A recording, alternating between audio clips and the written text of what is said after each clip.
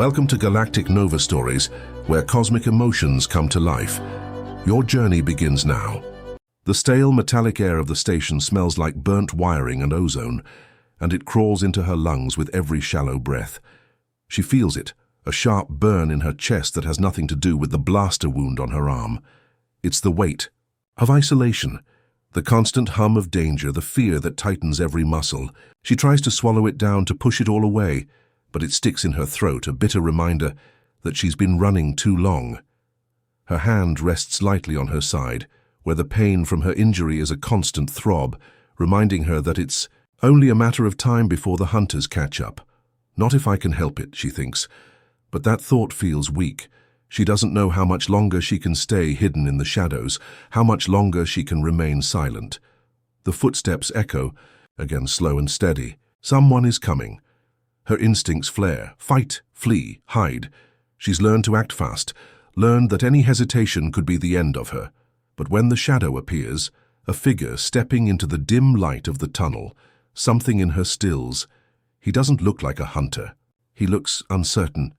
His shoulders are hunched, his hand resting on the side of his pack like he's unsure whether to reach for a weapon or for something else. He stops when he sees her fully. His eyes lock onto hers, and for a moment, she feels something stir between them, a brief but intense recognition. Not fear, not judgment, just understanding. The silence stretches between them, thick and palpable. Her breath catches, and she clenches her fists to keep from running. The vial of water he's holding gleams in the low light like a fragile offering, a lifeline thrown into the unknown. "I'm not here to hurt you," the man says, his voice rough with the dry air, but his tone gentle. "You look like you could use this." His hands are steady as he holds out the vial, but his eyes dart to the wound on her arm, still fresh, still raw. She's seen that look before, the mix of pity and fear that people get when they look at someone like her. Something alien. She recoils at first, heart hammering in her chest. He's too close, too human. What does he want? But the pain in her chest sharpens, hunger, thirst, weakness, and she feels the cold grip of exhaustion wrap around her like an iron shackle. Still, she doesn't take the vial immediately.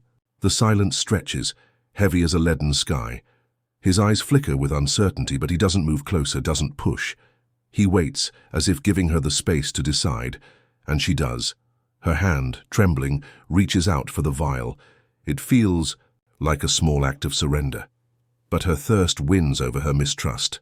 The liquid is cool against her lips, a welcome relief that feels almost too good to be true. She doesn't drink quickly.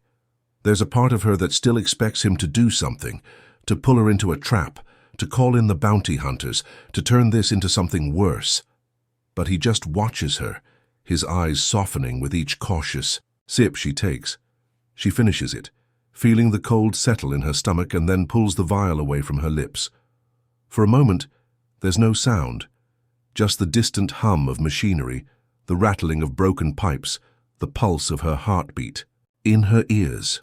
"I'm Kai," he says after a long pause, his voice quieter now, as if they're suddenly sharing something private. I'm not gonna hurt you, I swear. You've been running too long, you need rest." She looks at him, really looks at him now. His face is lined with exhaustion, the kind that only comes from weeks of survival, the kind that wears down even the strongest souls. He's not much older than her, but there's a weariness in his eyes that feels older than the stars. And yet, he's not afraid of her. Not the way the others are. She opens her mouth, just for a moment, her lips parted, but no sound comes out.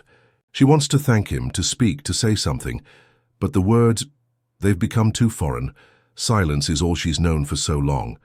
The sound of her own voice is a distant memory, and even if it weren't, she's afraid it would break. "Her? I'm not asking for anything," he continues, his gaze gentle, watching her as though he knows. "You don't have to speak, not if you don't want to." She swallows hard, trying to push back the lump in her throat. He doesn't need her to explain herself, doesn't need her to apologize for who she is or for what she's done or not done. "Are you alone?" he asks softly. It's a loaded question. He knows the answer, But there's something in the way he asks it, like he's asking more than just for confirmation. Maybe he's asking if she's ever had anyone beside her, a companion. Say a protector. Has she? Her mind flickers back to the days before the hunt began, when she had someone she could speak to, laugh with, someone who didn't fear her for what she was. The weight of that memory presses down on her chest, heavy as a mountain. She closes her eyes, willing it away. Finally, she nods. Not with words, but with a small, almost imperceptible movement of her head. Yes, she's alone. Kai looks down, his fingers drumming lightly on the worn fabric of his pack. I can take you somewhere safe, he says. There's a pause, like he's considering his words carefully. You don't have to trust me, but I'm not going to let them find you. She looks at him, really looks at him, as though for the first time. There's nothing in his eyes but determination, and something else, something she doesn't know how to name. But it's there. Real. Unspoken. His hand extends toward her, fingers splayed. Offering. Waiting. Without thinking, she reaches out, her hand trembling slightly as it closes around his.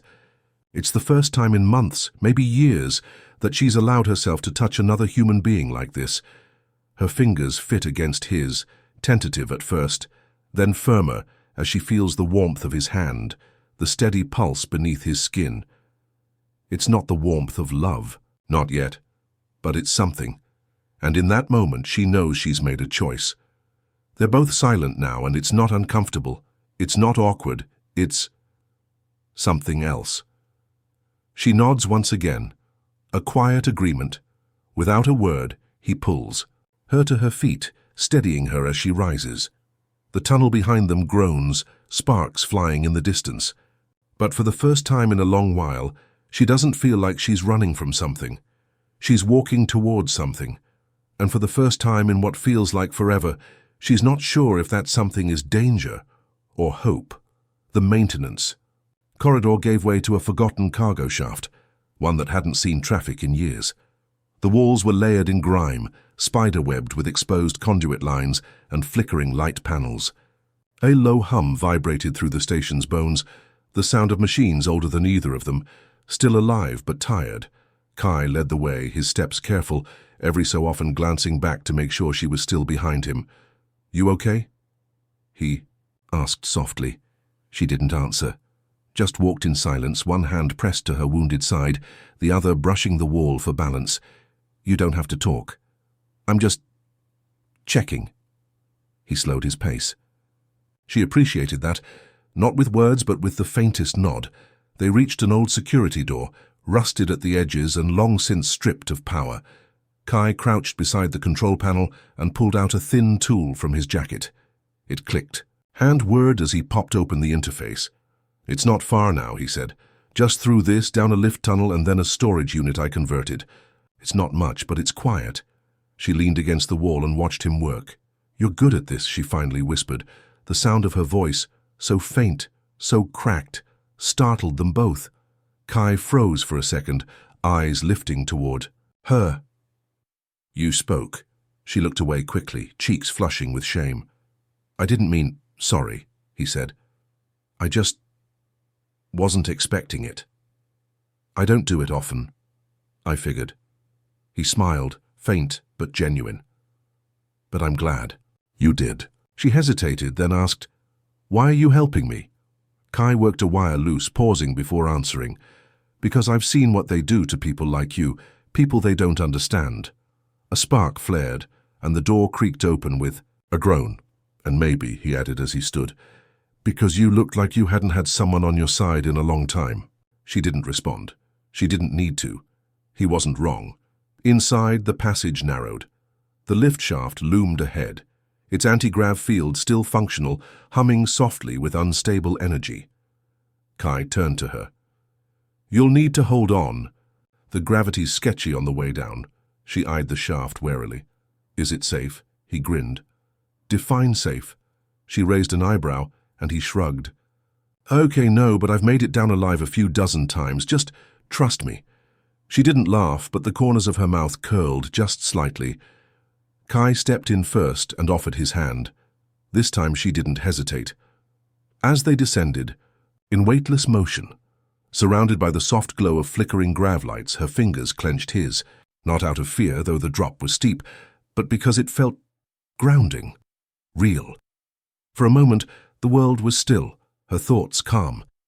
In the quiet hum of descent, her mind wandered back to a time before the chase, before silence became her shield. "My name is Irene," she said, barely audible over the buzz. Kai looked at her, eyes widening. "Irene," she nodded. "I haven't said it out loud in months." He tightened his grip. "Thank you for trusting me with it." They touched down softly at the bottom of the shaft. A narrow path stretched ahead, lit only by the blue glow of leaking coolant tubes. Irene looked around. "You live down here?" "Yeah, it's not glamorous, but it's off the grid." They stepped into a wide room carved from storage crates and scavenged parts, blankets draped across a battered bench, a heater core pulsed in the corner. Stacks of old books, real ones with paper, lined a low shelf. "It's warm," she said quietly. Kai smiled. "That's the best compliment I've gotten about this place." She wandered toward the shelf, fingertips grazing the spines. "You read?" "Not as much as I should," he admitted, "but I collect things that feel real. The world's so full of lies now. It helps to hold on to something honest." Erin stopped at one worn book, The Quiet Between Stars. She opened it. Inside, faded ink and a childlike scrawl. "To whoever finds this, don't stop believing in the good ones." Her breath caught. She closed the book and hugged it to her chest. Kai saw her expression change. Gentle pain, softened by something hopeful. "Hey," he said softly. "You're safe here." She looked up at him, eyes glistening. "Safe," she whispered. "I forgot what that felt like." They stood like that for a moment, close, but not too close. The space between them full of warmth, of something fragile building itself quietly. Kai pulled a blanket from the pile and handed it to her. "Rest," he said. "Tomorrow we figure out our next move." Irene took the blanket. Her fingers brushed his, light, electric. "Thank you, Kai." He didn't say anything, just nodded and stepped away to give her space. As she curled up on the bench, blanket around her shoulders, book still in her arms, she listened to the hum of old machines and the quiet rhythm of another person breathing in the same space. And, for the first time in a long time, she didn't feel hunted. She felt human. The next day, the air felt different. There was an unsettling quiet that hovered between them, as if the entire station held its breath. Irene awoke to the faint glow of morning light creeping through the cracks in the walls. The blanket was still wrapped around her, though she had shifted during the night, her head resting against a small pile of discarded rations. Kai was already up, crouched in the corner of the room, tinkering with something that looked like a damaged piece of communication tech. His brow furrowed as he connected a few wires together, but his movements were fluid, practiced. "Morning," Irene said, her voice still hoarse, but clearer than the day before. Kai looked up, surprised but smiling. "You're up early." "I couldn't sleep much. It's too quiet." She ran a hand through her tangled hair, then sat up, letting the blanket fall to the floor. Kai chuckled. "I know what you mean. I'm used to the hum of machines, the buzz of activity. This place—" He trailed off, shaking his head as he adjusted the tech. "Well, it's been a while since anyone's lived here." Irene's eyes darted around the small room. The clutter of old tools and books, the makeshift furniture, the scattered data pad. It was a strange comfort. A strange life, she thought. "Do you ever get lonely?" she asked, before she could stop herself. Kai didn't look up, but his lips pressed into a thin line. "I used to, but you get used to it. When you're running from everything, from everyone, you stop expecting people to stick around." His words hung in the air, more vulnerable than anything he'd said before. She could see it in his shoulders, the way his hands trembled slightly as he worked. He'd been alone for a long time. "I never thought I'd be here," she murmured. "Never thought I'd be hiding in a place like this." "You didn't choose this," he said softly. "No one chooses to be hunted." She met his gaze. It was the first time he'd said it so plainly.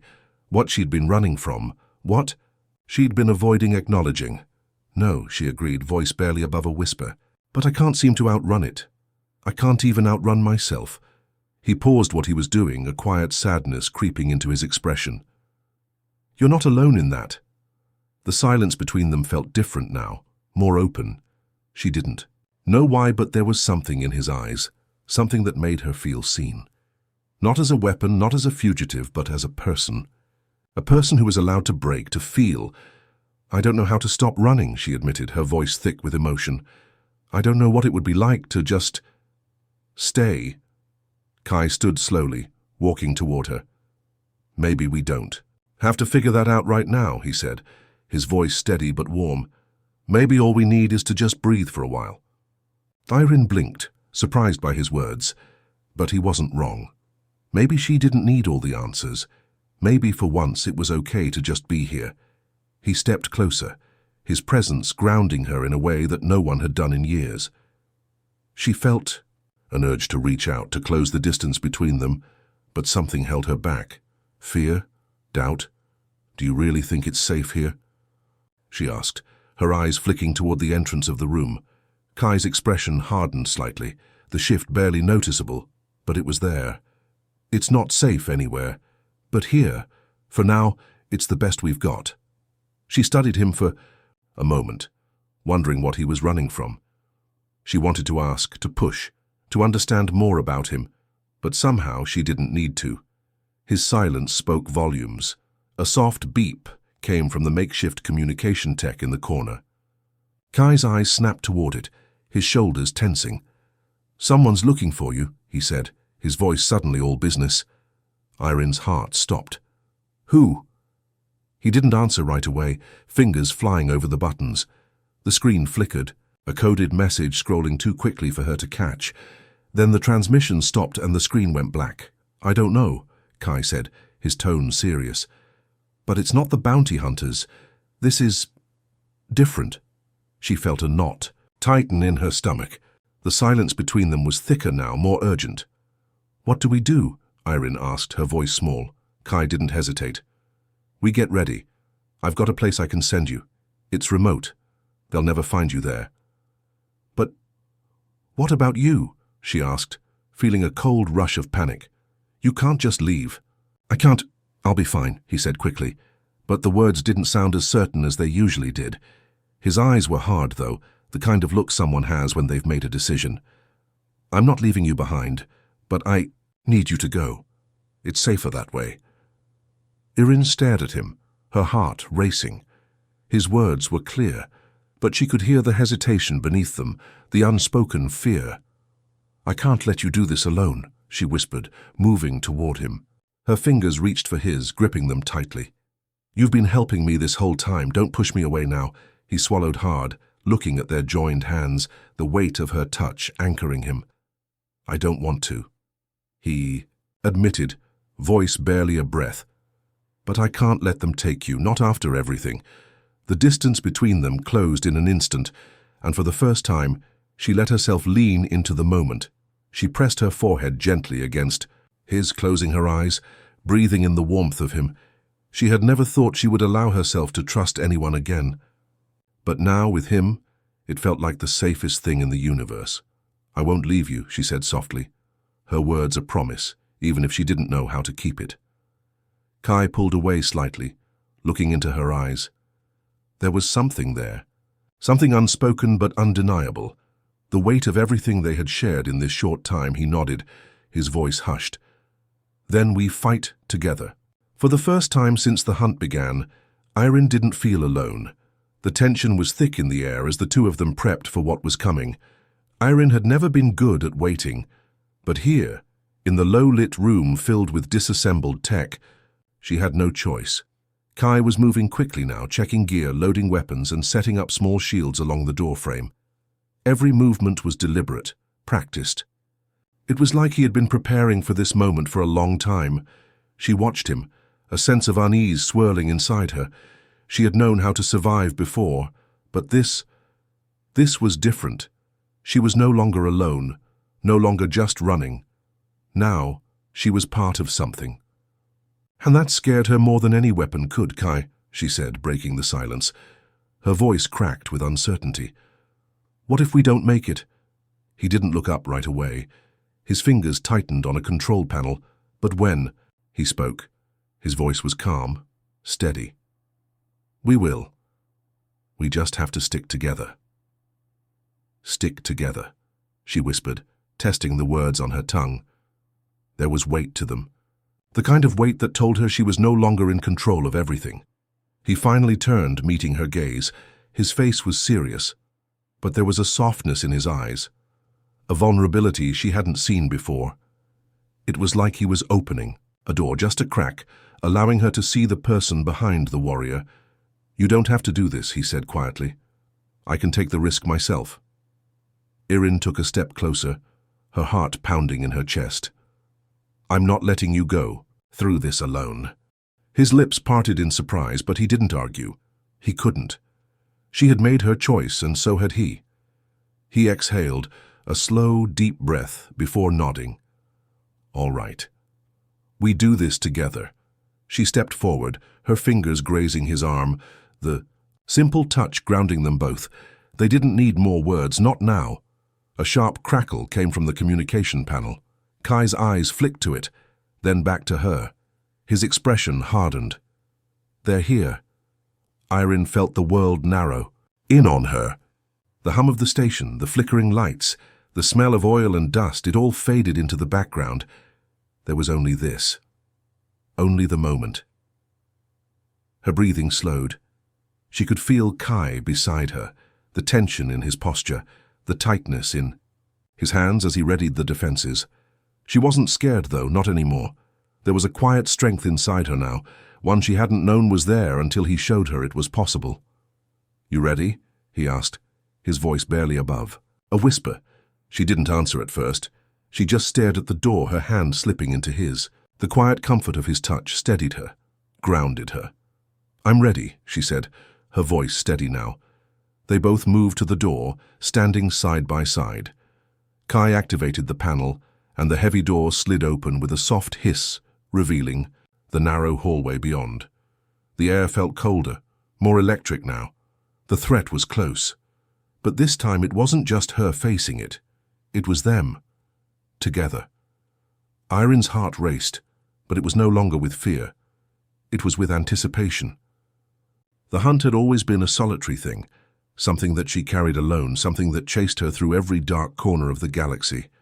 But now there was a sense of something else, something new. Kai was by her side, and that made all the difference. Kai reached for a small device at his waist, activating a series of holographic barriers that flickered into place. The shield would hold for a while, but they both knew it wouldn't last long. They had to move quickly. "Let's go," he said, eyes scanning the hall. The world outside the safety of their hideaway was chaotic, noisy, distant shouts, and the sound of boots hitting metal floors reverberated through the station. But for the first time in a long time, Irin didn't feel like she was drowning in it. She wasn't alone in the noise. And that made all the difference. They moved quickly down the corridor, quiet as shadows, their steps synchronized in a way that felt almost natural. She had never imagined being part of something like this, part of a pair that didn't need words to understand each other, to be in sync. The sound of footsteps grew louder, closer. Irin's pulse quickened. "They're almost here," she whispered. Kai nodded, eyes darting to a nearby maintenance vent. It would be their best chance to escape, but it was small, barely big enough for them both. But if they could get to it— "I'm going first," he said, eyes locking with hers. "I'll make sure it's clear." "No," she protested, gripping his arm. "We go together." Kai hesitated, his mouth opening to argue, but the sound of heavy boots echoing closer made him stop. "I'm not leaving you behind," she said. A quiet but firm promise. He looked at her, his expression softening just a little. "Together, then." They moved swiftly toward the vent, but just as they reached it, the door at the far end of the hall burst open. The first of the bounty hunters stepped through, his dark eyes scanning the area. He caught sight of them immediately. Irin's heart raced.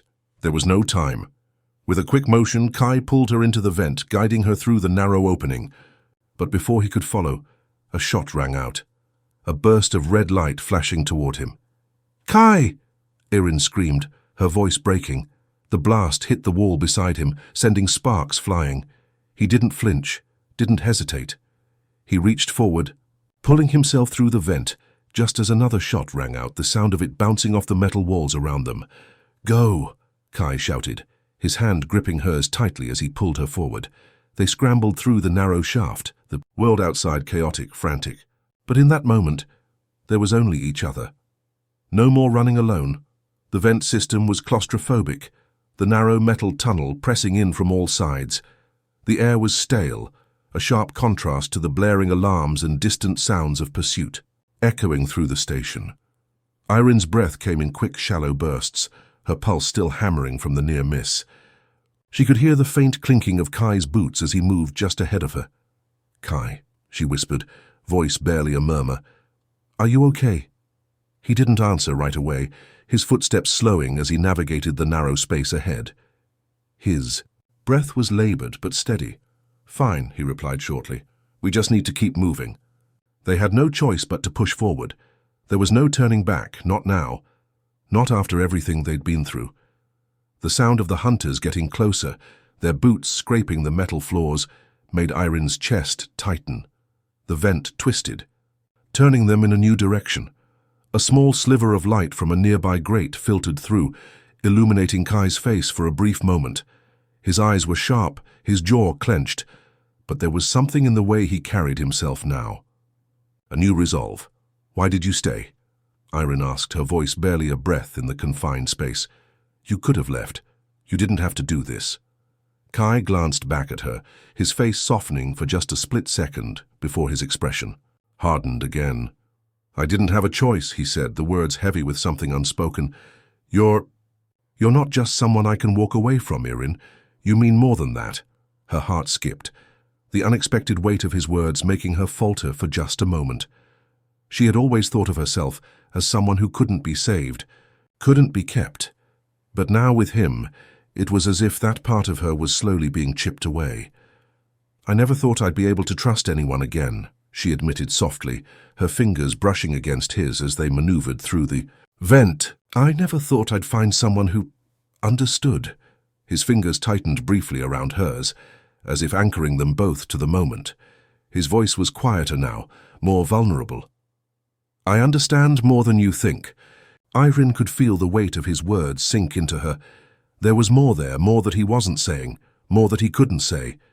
She wanted to ask him what he meant, what he was holding back, but the words lodged in her throat, and the moment passed.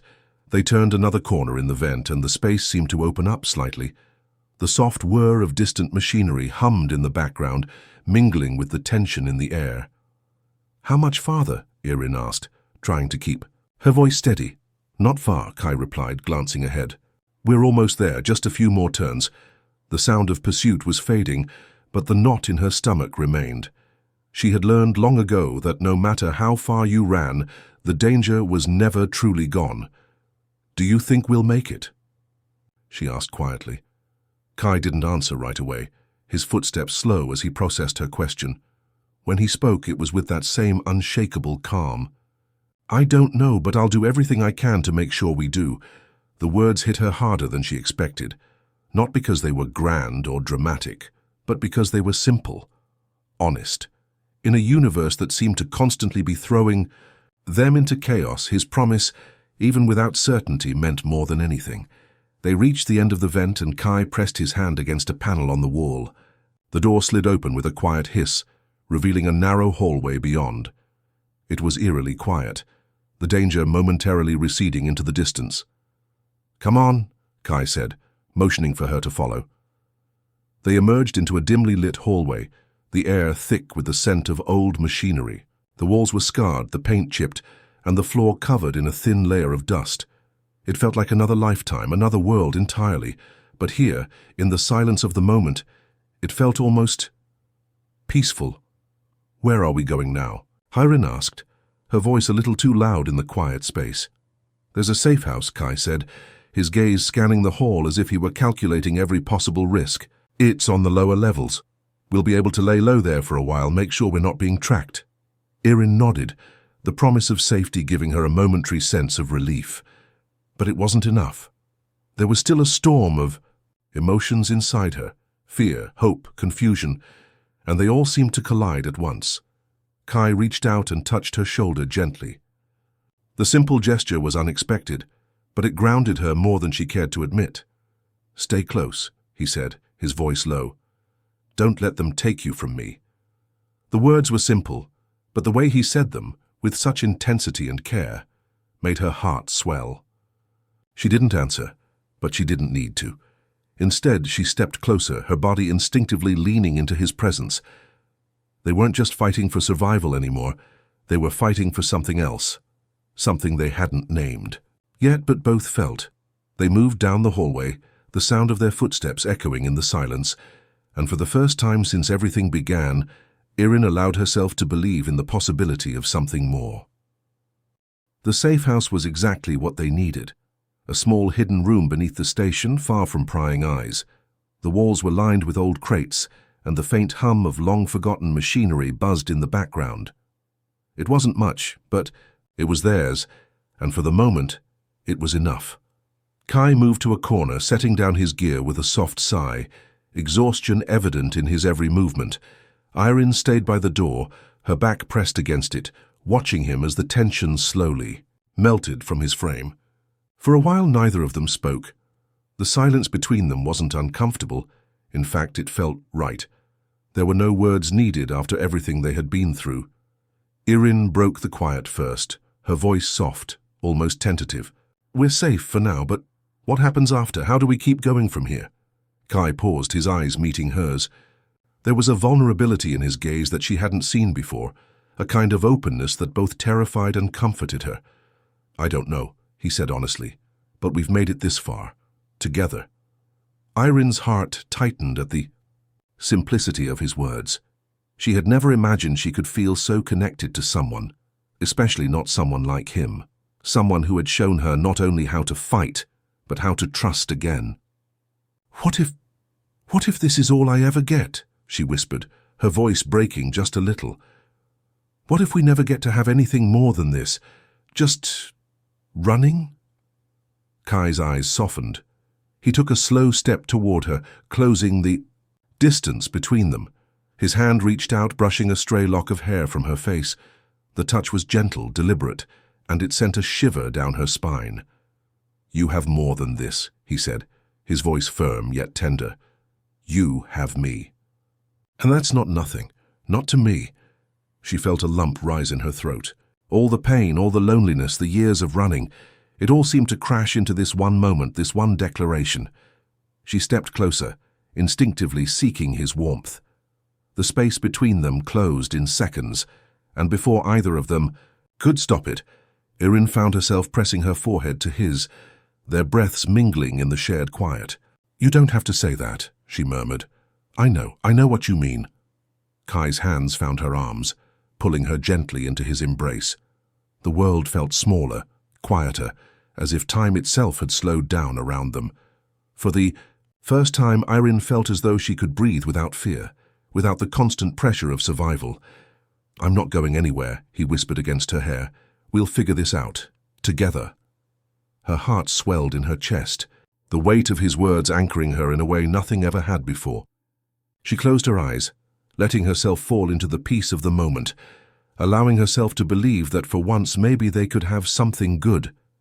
The soft sound of their breathing was the only thing that filled the room as they stood, together, caught in the quiet intimacy of the space they shared. The galaxy outside could keep turning, the chaos could keep raging, but here, in this small moment, they had each other, and for now, that was enough. As they pulled away from the two embrace, Kai's hand lingered on hers, their fingers entwining. Neither of them spoke as they sat down together against the cold metal wall, just letting the silence surround them. The weight of everything, of their pasts, of their fears, seemed to fade as they simply existed in each other's presence. Irin leaned her head against Kai's shoulder, a soft sigh escaping her lips. It was a sigh of relief, a sigh of knowing that for the first time in her life she wasn't alone. Not now, not ever again. There were no grand promises spoken, no declarations of forever. But in that moment, in the quiet room, they understood something more powerful than words could say. They had found something worth fighting for, And as the stars outside continued to shine through the cracks in the station's walls, Erin knew that no matter what came next, she wouldn't face it alone. If this story moved you, share it with someone who loves powerful tales from distant worlds. Don't forget to like and let us know in the comments. What would you have done?